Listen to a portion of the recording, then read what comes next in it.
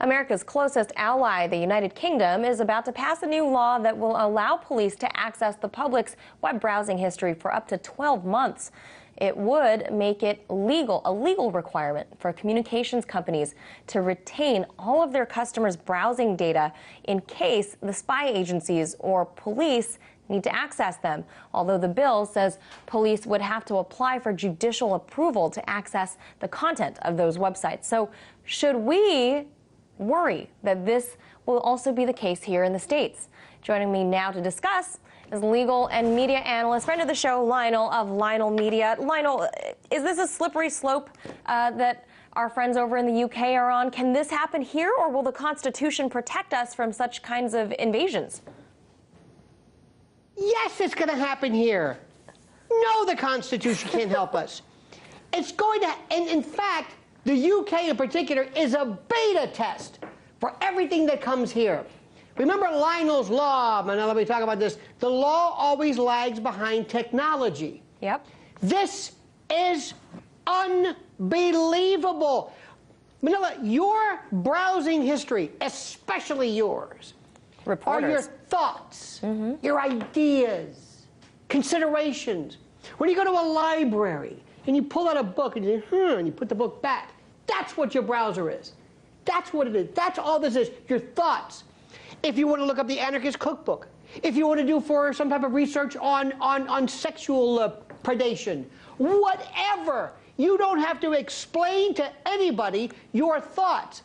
And now we're going to have the government come in to see what? You're going to crack a case because I Googled the crime itself? Oh, my God, wake up, America. I can't believe this. You know, Lionel, doesn't this sound oddly familiar to you, though? Kind of like how the NSA was doing to the entire country, which was, you know, later revealed by Edward Snowden?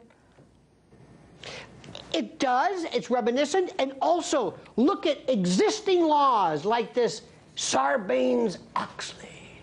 And it makes a 20-year felony for you to destroy certain things. You know, this is post-Enron. You are going to see well, what this is an habituation, a conditioning. And I want everybody who considers themselves young, listen. You haven't lived under the world of 1984. To all my young friends, you were born into this. You have no idea what privacy is. Go to the window, open it up and yell, "I'm mad as hell, and I'm not going to take it anymore." That's from a movie, by the way. This is unbelievable. What is the government going to do? And by the way, where is this history? Is it on your computer? Does Google have it? Is it in the cloud? Who's protecting me?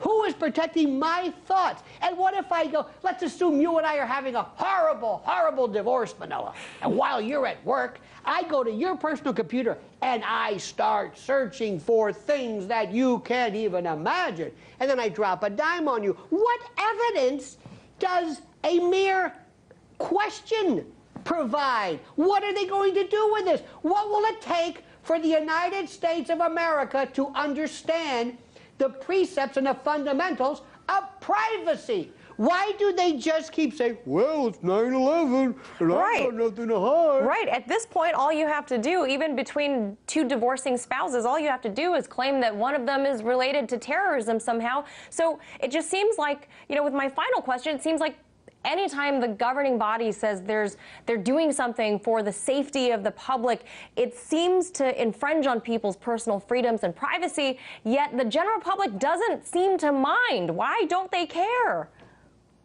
Not only do they not seem to mind, but they've fed into this trope, this meme that says, well, nothing's really safe. Why isn't it safe? Why do I keep saying, well, nothing's private? Why? You know why nothing's private? It's because I keep saying nothing's private. Because I'm being conditioned to believe that it's not private. Because everybody's telling me, no, it is private. And by the way, Google and Yahoo and whoever it is, or Mac, we, the consuming public, are turning to you to protect us. Because right now, there's going to be this new commerce that comes along and says, guess what? We know how to prevent this from being sucked up in some kind of data vacuum. I'm mad as hell, and I'm not going to take it anymore. And that is exactly the last word. Thank you so much for that. That was legal and media analyst Lionel of Lionel Media. Right arm.